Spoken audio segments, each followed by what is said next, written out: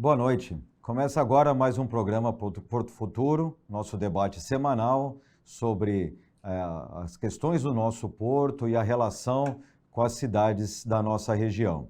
Essa noite, participando do nosso programa, na nossa bancada, Omar Silva Júnior, que já foi presidente da Uzi Minas, da Cosipa, né? Todo o seu trabalho como secretário também de desenvolvimento do município de Santos, hoje gerente regional do Ciesp, Cubatão, Guarujá e Bertioga, e recebendo o nosso entrevistado, o prefeito de Cubatão, Ademar Oliveira. Obrigado pela sua presença.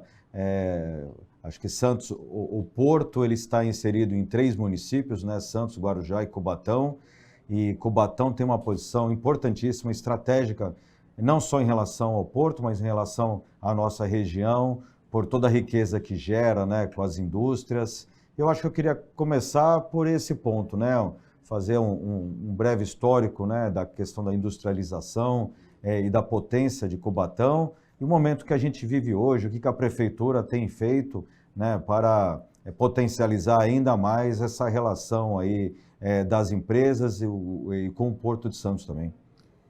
Boa noite a todos que nos acompanham, aproveitando aqui a popularidade dessa discussão semanal aqui, né, na TV Cultura, uma discussão importantíssima, onde a gente vê Cubatão sendo inserida nessa discussão, de muitos anos se discutiu isoladamente, né, os avanços do Porto, e obviamente agora, né, se entenderam que as cidades retroportuárias como Cubatão também é signatária de todos os impactos que ocorrem aqui na operação, que aliás o Porto é de Santos, mas o Porto está em Santos, mas o Porto é do Brasil, né? Não dá para discutir, por Santos exemplo, é uma referência geográfica, mas é um porto... O Porto do Brasil. Então, essas discussões precisam ser discutidas a nível Brasil, né?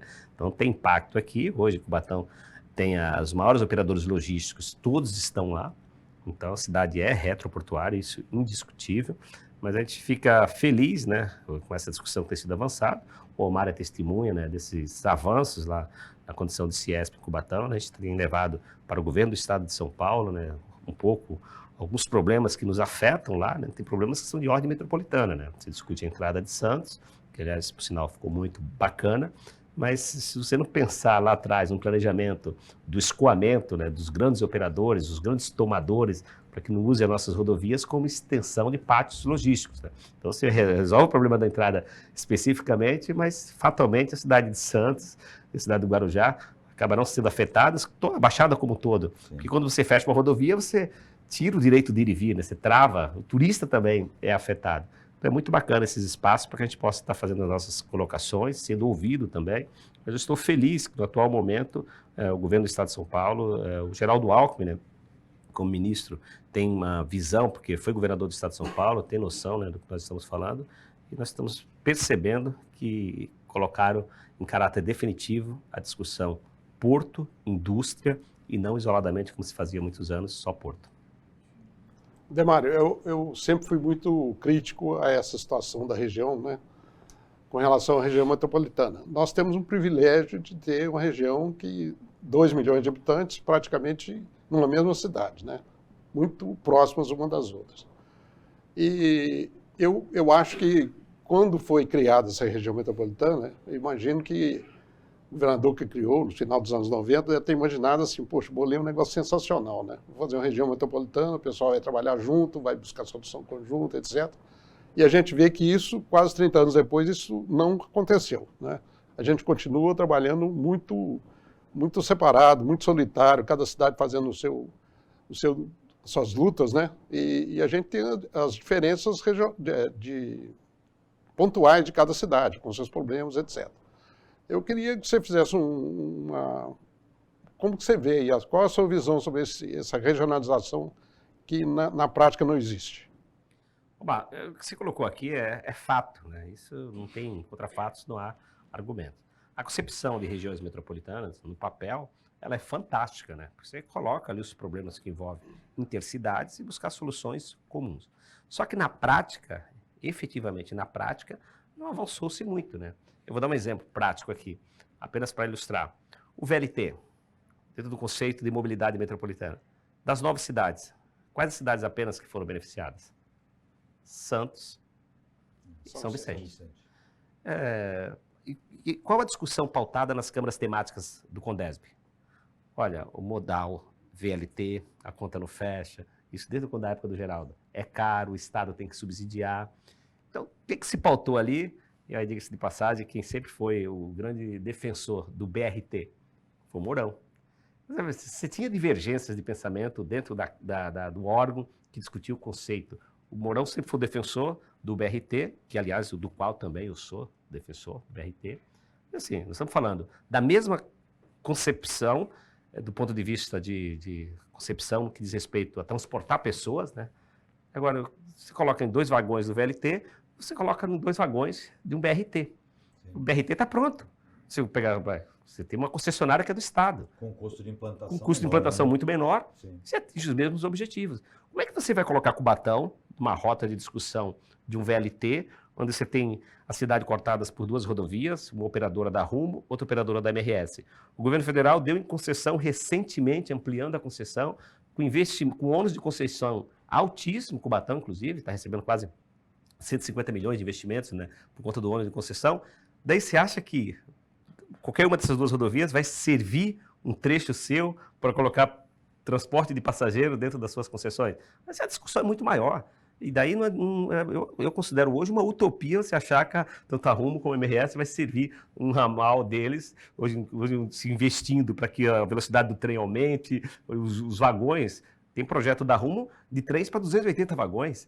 Então, como é que você vai ser? Então, assim, eu não vejo uma discussão metropolitana, mas, infelizmente, não se avançou. Se lá atrás, olha, entre VLT e BRT, o Estado tem colocado o peso maior, fala assim, olha, o caminho é esse, talvez nós estivéssemos um estágio muito mais avançado. Naquele momento, o que eu percebi, com tristeza, é que foi um desejo ali, uma negociação política feita com Geraldo Alckmin, olha, por uma questão, vamos implantar o VLT.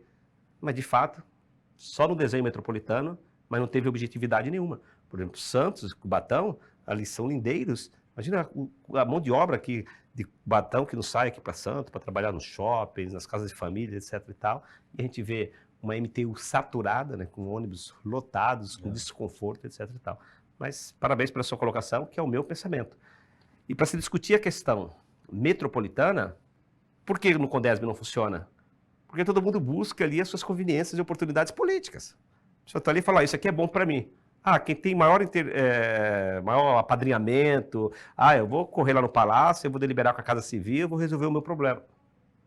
Daí, só pensa no macro, tá bonitinha ali a criação, tanto que hoje praticamente não existe mais o Condesb. O Estado parou, né? O Dória já tinha parado, sim, e o Tarcísio deu continuidade, eles não repassam mais recursos para o Condesb, né, que era tripartite, o Estado entra com 2/3, o município com 1/3, mediante os projetos metropolitanos, tinha um repasse.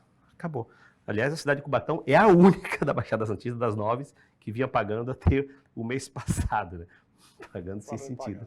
Tem que pedir o dinheiro de volta. A importância da sociedade se envolver, né? As instituições, né? O Omar com o Ciesp, né? A gente na Associação Comercial de Santos também busca fazer essa discussão de uma forma regional, né? Porque acho que não tem como a gente discutir nossa região de forma localizada.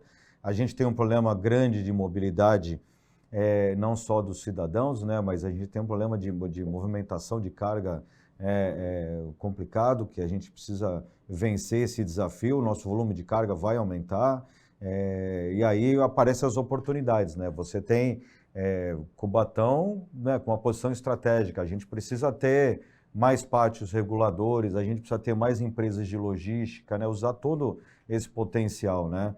E eu acho que o trabalho que o secretário de Desenvolvimento, né, o Jorge Lima, do Estado de São Paulo, tem feito da coalizão tem sido muito interessante, né? Eu acho que o Omar pode falar bastante também sobre isso, né? Que trazendo essa discussão, né, com todos os envolvidos, né, da região, para a gente vencer essas questões locais, né, principalmente quando a gente fala aí, né, do lado político, né, Omar? Eu acho que o Demar podia comentar um pouquinho, que é um dos problemas que nós temos que afeta toda a região, é o problema viário, de abastecimento do porto e das indústrias, né, que acabam prejudicando muito a cidade de Cubatão, né.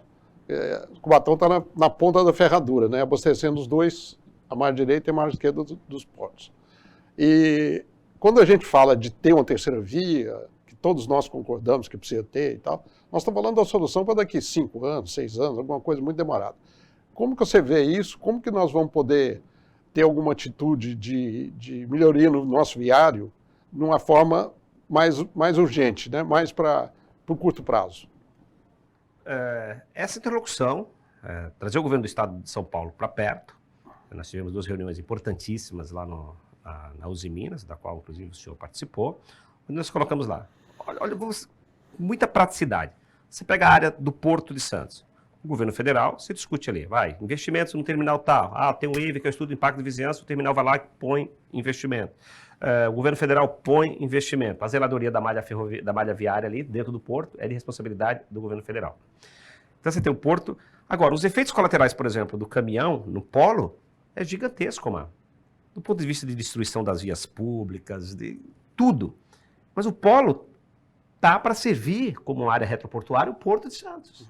Então, o governo do estado, por exemplo, nós temos lá um trecho lá que tem um limbo, que é a Plínio de Queiroz, que fica entre a alça da concessão da concessionária, o DR tem uma parte, o município tem uma parte, a rodoviária não multa porque está fora da jurisdição, e você vê um polo cada vez mais, né? As petroquímicas, as adubeiras, por exemplo, que saíram daqui pela conveniência do agro, foram para o interior ou para o sul, e essas plantas sendo compradas por grandes operadores logísticos, aumentando o volume de caminhões. Não dá, o Estado tem que olhar, ter um olhar crítico para isso, e inserir o polo industrial dentro da mesma condição que o governo federal inseriu o Porto de Santos do ponto de vista de grau de importância de escoamento para o Brasil. Mas Cubatão tem um papel importantíssimo como área retroportuária. Por exemplo, você pega o pátio regulador, o Ecopátio, área de 500 mil metros quadrados para servir o Porto de Santos. Você está dentro de Cubatão. Cubatão não pode ficar apenas com o ônus de toda essa operação. Quando você passa lá, você vê o gargalo, a saturação que é ali, porque você tem o Ecopátio do lado, você tem a ISIS, você tem a JSL, e sim, e o volume de caminhões cada vez mais aumentando. Dá para você pensar desassociado Porto e Indústria? Nossos esforços, foi o que nós iniciamos lá atrás, e o Ciesp teve uma grande participação nisso, é chamar a atenção dos outros órgãos que Porto e Indústria tem que ser discutido conjuntamente. Perfeito. Vou chamar um intervalo, a gente retorna no segundo bloco, acho que tem bastante ainda para discutir nessa questão aí da mobilidade e do Parque Industrial de Cubatão. Voltamos em seguida.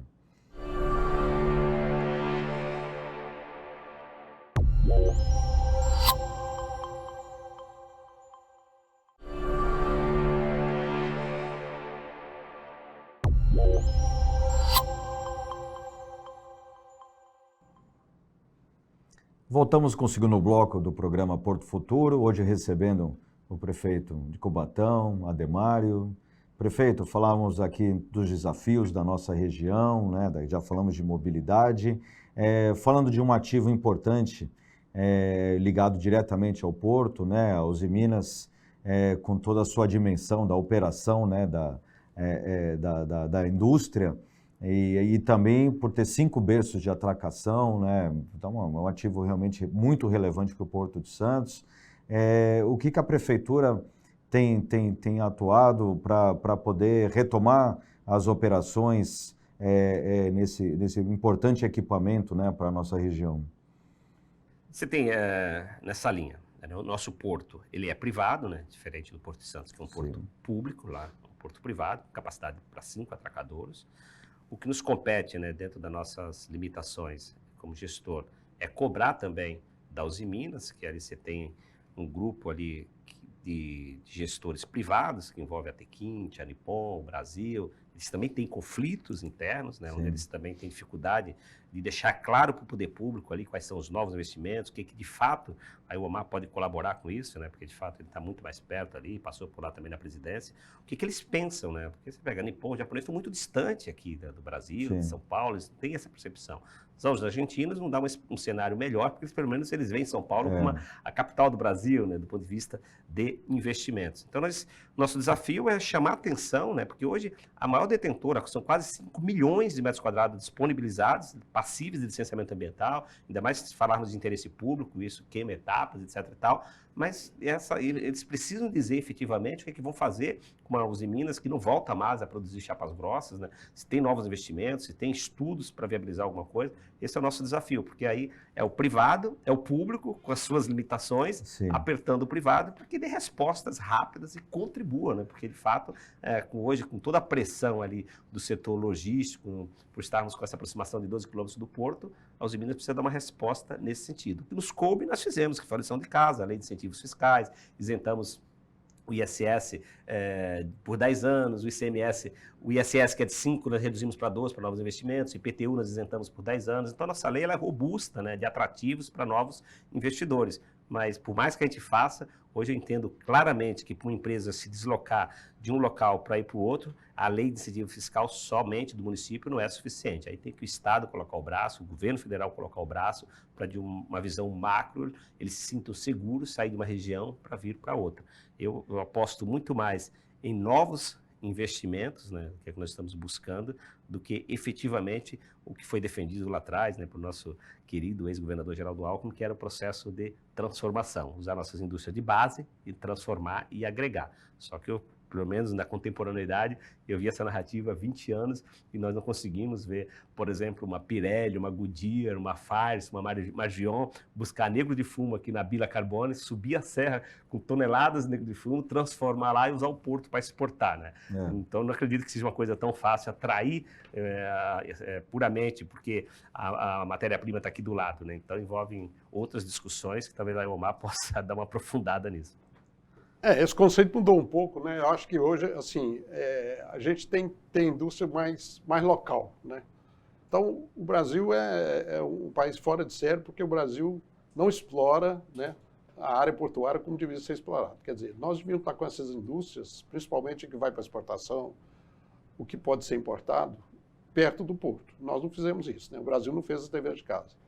Nós temos a oportunidade agora, que talvez se pudesse comentar, que é a nossa intersecção com Santos para que a gente desenvolva uma ZPE, né?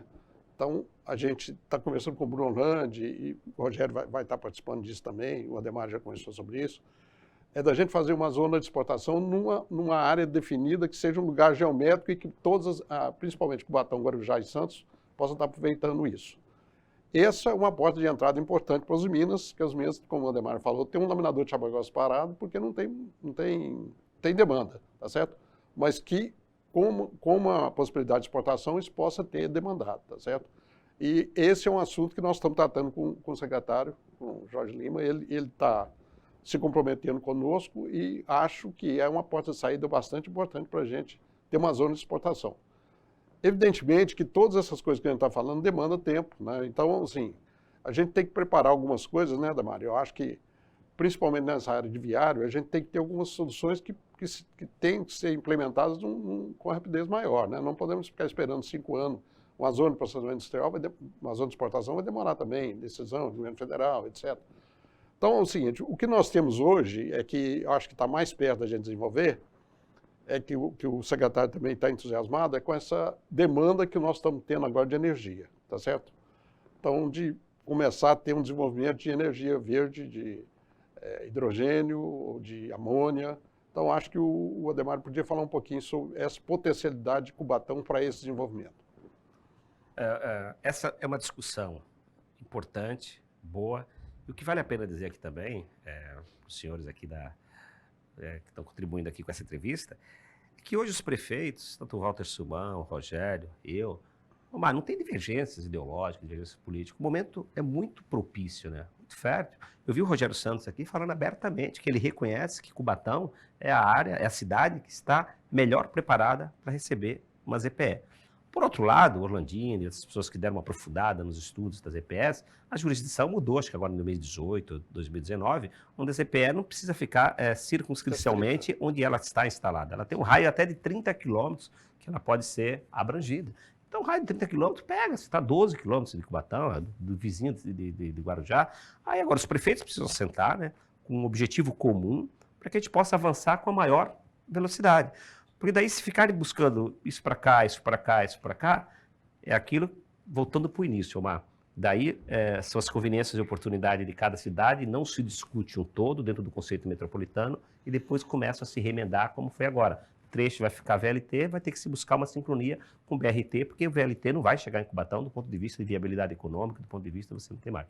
Então, depois se conserta. Então, acho que o momento é muito oportuno e os senhores podem contribuir com isso, porque outros entrevistados virão aqui, essas perguntas precisam colocar e deixe claro, o prefeito Cubatão veio aqui, está registrado, está aberto a essa discussão, acho que nós temos a faca e o queijo na mão, o Geraldo Alckmin tem um bom conhecimento e hoje, né, as EPS passa pelo ministério dele, o governo do estado de São Paulo, através do Jorge também, tem uma boa... Então, os prefeitos sentarem, formarem ali um grupo e avançarem. Acho que, não tendo divergências, eu acho que isso tende a avançar com uma velocidade muito maior. Do ponto de vista da questão dessa transição energética, nós estamos saindo aqui da energia suja para a energia limpa, é fato isso também, porque o governador Tarcísio, ele entendeu, né, ele foi procurado pelos alemães, que tem o desejo, né, de implantarem no Brasil um polo petroquímico verde. E o governador entendeu que Cubatão é a cidade que está preparada. O secretário de Estado veio em um mês 2 vezes fazer essa discussão. E naquele momento, com a ajuda do CIESP, nós fizemos os 11 motivos, nós elencamos os 11 motivos, um material rico para que possa ser sintetizado, enviado para fazer estudo de viabilidade para a Alemanha, com possibilidade naquele momento do secretário, inclusive, levar uma comitiva até a Alemanha para que nós dessemos uma aprofundada nesse assunto. Porque nós falando de uma ZPE, falando desses investimentos, Cubatão é a cidade que tem possibilidade da retomada mais célere do ponto de vista da empregabilidade, do ponto de vista da economia, porque a região da Baixada Santista já foi referência econômica para o estado de São Paulo e para o país, e perdeu muito, reconhecidamente, porque a indústria já representou, salvo engano, quase 30% da economia, hoje caiu para 13%, 32% caiu para 13%, e onde tem possibilidade de se retomar o processo de industrialização com maior celeridade, porque já está preparada, e ali você tem rodovia, você tem ferrovia, você tem energia, você tem água, você tem toda a estrutura, é Cubatão. Essa fala não é uma fala de conveniência e oportunidade, é uma coisa de Cubatão querer dizer que vai tomar o lugar de Santos do ponto de vista do porto, não vai, o porto é aqui, o maior porto da América, o maior porto do Brasil, todos os entes políticos sentarem na mesa e saber da sua importância, da sua significância, o que você pode contribuir, que eu acho, que você pode ser aí um dos grandes protagonistas de buscar essa convergência. Faz um bate-papo aqui, traz os 3 prefeitos aqui, a imprensa contribuindo aí para nós avançarmos nesse segmento. Pode ser um tema até exclusivo para esse debate. Eu acho que não tem divergência. Lá atrás, né, nós já tivemos, lamentavelmente, uma prefeita da região aqui que segregava essa discussão. Hoje está todo mundo com um único pensamento, buscar desenvolvimento, buscar retomada do crescimento econômico, da empregabilidade. Esses são os fatores e o que nos une, né? Não tem nada que nos separe hoje para sentarmos numa mesa e discutirmos isso com maior velocidade. Não, claro, né? Porque o fato da ZPE definir que a instalação, né, a implantação vai ser no município de Cubatão, a região toda vai se beneficiar, né? Então, sim, você tem as empresas de serviço, né, que vão dar suporte, né? Você tem até uma movimentação, muitos moradores de Santos que trabalham em Cubatão e vice-versa, como os outros municípios também.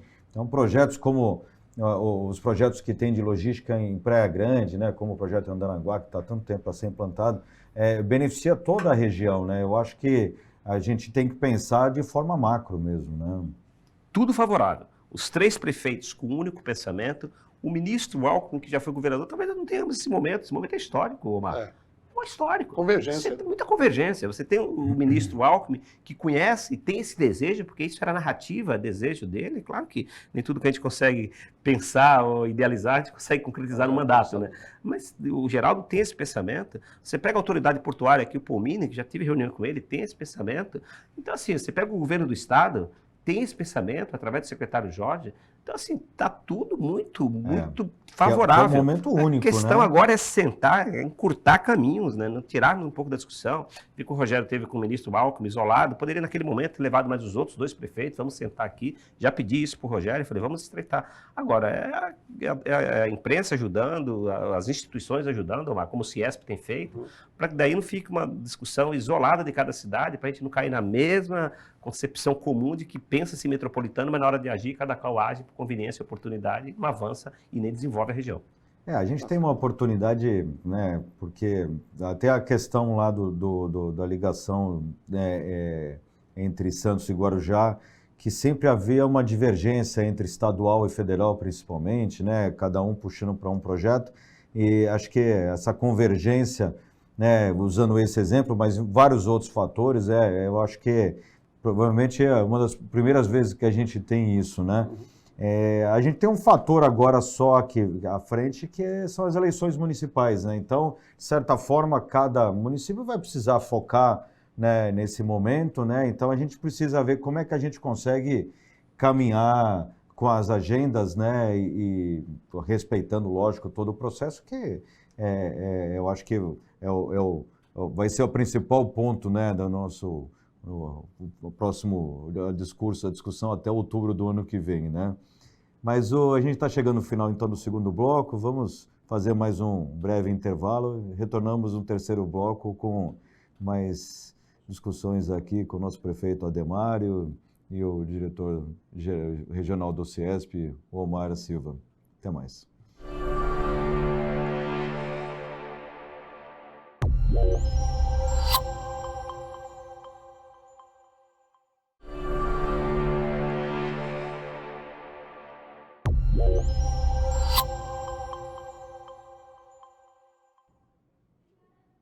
Voltamos com o terceiro bloco do programa Porto Futuro, recebendo hoje o prefeito de Cubatão, Ademário Oliveira. Prefeito, falando aqui sobre a relação Porto-Cidade, né? Então, Cubatão, que com seu polo industrial tem uma questão lá da formação técnica, né? E quais são os projetos da prefeitura de formação de pessoas, né, para inclusão e a oferta de empregos, para que as empresas utilizem a mão de obra local, né? Eu acho que a gente tem que trabalhar muito para que as pessoas de Santos e região, Cubatão, ocupem os espaços dentro das empresas, né? Principalmente nos principais cargos, evitar o êxodo, né, dos nossos jovens para fora aqui da nossa região, que vão estudar e acabam não retornando. Qual é o trabalho que a prefeitura tem feito na questão de desenvolvimento, né, no envolvimento maior da população nas atividades? Bom, acho que o maior celeiro de formação para o nosso polo é o Senai. O Cubatão tem o privilégio de ter um Senai instalado, onde assim, o Ciesp tem um papel importantíssimo, né, porque dependendo das demandas, né, quando se discute viabilidade de demanda, nós, Cubatão, um período, nossa maior demanda era caldeireiro, né? Hoje isso foi superado naquela campanha que a refinaria fez, com cursos, qualificação. Porque o Ciesp pode, numa interlocução com o Senai, fazer estudo de demanda, o que mais se necessita, e o Senai, como é o órgão qualificador, em cursos rápidos, né, tentar buscar essa qualificação. Então, é um privilégio da cidade, você tem um Senai, você tem uma ETEC, uma escola técnica do governo do estado, que contribui também com formação técnica, e você tem um Instituto Federal, né, que hoje, por exemplo, proporciona engenharia de automação, engenharia elétrica, tudo dentro da mesma cidade. Isso nos ajuda e muito a qualificar essa mão de obra, que nós fizemos uma parceria agora com as empresas que estão construindo unidades habitacionais. Cubatão, entre construção de fato e estudos de demandas, nós vamos bater na casa da produção de 5.000 unidades habitacionais. O que as empresas estão fazendo agora? Isso dentro de um apelo nosso, através da associação comercial, dando curso, qualificando as pessoas, carpinteiro, pedreiro, porque hoje, o que está faltando hoje com esse aquecimento da construção, não tem demanda. Você não acha mais no mercado pedreiro, carpinteiro, armador, né? Lá atrás você tinha... Porque o polo hoje, ele já não representa aquele volume de emprego da década de 80, 90, né? Mãos e Minas, na época do Omar, que ali tinha 30 mil pessoas, né? Uma cidade, né? Dentro da cidade. Que não é hoje mais essa realidade de nenhuma indústria petroquímica da Baixada Santista. Então, hoje nós temos o privilégio, nós temos um Senai, em parceria com o Ciesp, que a cada dia a gente estuda, né? Tendo demanda, a gente tem condições de dar respostas rápidas na qualificação de mão de obra. Eu acho que esse é um desafio grande que a gente tem, porque o mundo mudou muito, né? Depois da pandemia ainda teve mais uma mudança, né? Então, o pessoal jovem hoje, eles estão procurando empregos menos desafiantes em termos de poluição, em termos de conforto, em termos de... né? Então, assim, a gente tem 2 desafios. Primeiro, a gente preparar as pessoas para essa qualificação, né? E o outro desafio é estimular essas pessoas para que essas pessoas aceitem, né, a voltar a trabalhar na indústria, que é um segundo desafio. Não é um desafio de Cubatão, nem é um desafio do Brasil, é um desafio mundial, né? O mundo todo está passando por esse estágio, né? Então, acho que tem um trabalho junto com o órgão da prefeitura, lá da Secretaria de Trabalho e Emprego, tem uma conversa já bem adiantada com o Senai, com apoio também do Estado, né, através da Rosângela aí, com o secretário. Nós vamos desenvolver um planejamento nesse sentido, de formatar uma qualificação para essa mão de obra, tá certo? Eu acho que isso aí vai ser desenvolvido rapidamente. Eu queria aproveitar a oportunidade da sua presença aqui. Eu acho que, como você falou no início, assim, o Mauro está te convidando aqui para esse debate. Eu acho que para Cubatão é excelente, porque às vezes Cubatão fica meio esquecido em relação à mídia, né? E Cubatão acaba não fica sabendo o que está acontecendo em Cubatão. Então, acho que essa é uma oportunidade boa também para você falar. Você está chegando no 8º ano do mandato, né? Você está no 2º mandato de prefeito. Qual é o legado que o Ademar está deixando desses 8 anos de prefeitura? Omar, é claro que eu vou te falar aqui na minha ótica, né? Podemos divergir, inclusive, aqui, né? Nessa mesa. A pergunta é para você. Não, mas assim, não estou dizendo porque eu não quero, obviamente, ser superficial. Do ponto de vista prático, eu acho que o nosso maior legado foi a organização das finanças públicas. Não existe justiça social sem responsabilidade fiscal. Você pegar uma cidade, quando nós pegamos com uma folha, 56%, sem certidão de regularidade previdenciária. Isso é gravíssimo, porque sem CRP, você não convenia nem com o Estado e nem com a União para efeito de recebimento de recursos públicos. Letra D na capacidade de investimento da Capag. Com 19 folhas, 6 folhas em atraso. Hospital fechado, Casa da Esperança fechado. E hoje, em 7 anos, que ainda não lacrado, né? Você entregar uma cidade com 380 milhões em obras do Tesouro, da fonte 01.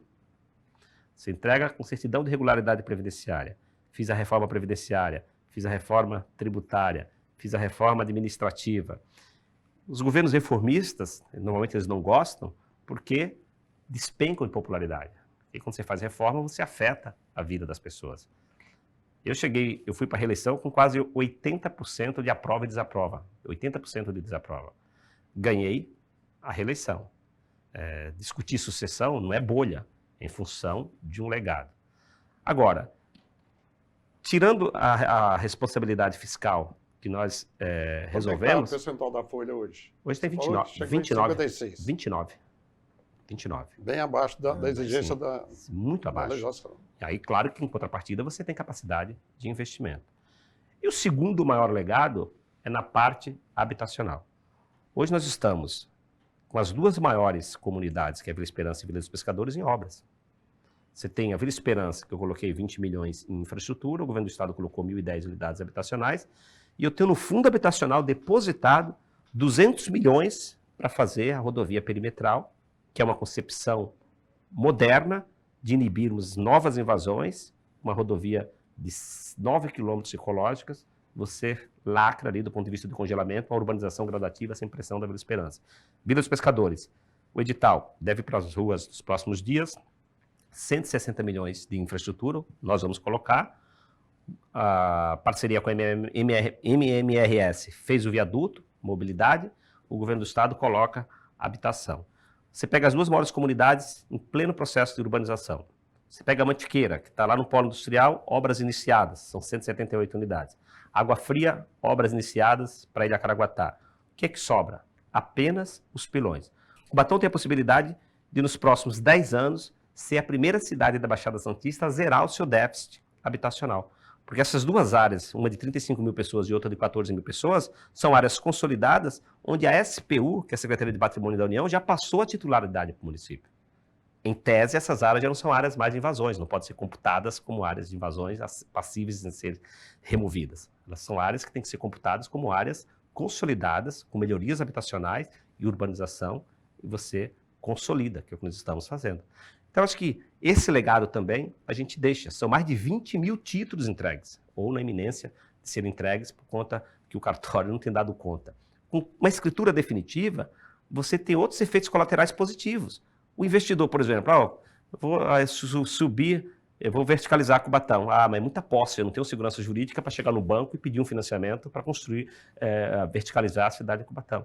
Isso muda. A partir de agora, os Bolsões têm escritura definitiva, a ilha tem escritura definitiva, Vila Natal, Caminho 2, Beira Rio, as cotas, Pinhal do Miranda. Então, todos nós estamos entregando as escrituras definitivas. Então, a cidade dá um salto significativo para o futuro. Objetivamente, sem ser redundante, eu acho que a responsabilidade fiscal e os projetos e a responsabilidade na parte de infraestrutura habitacional, acho que esses dois legados.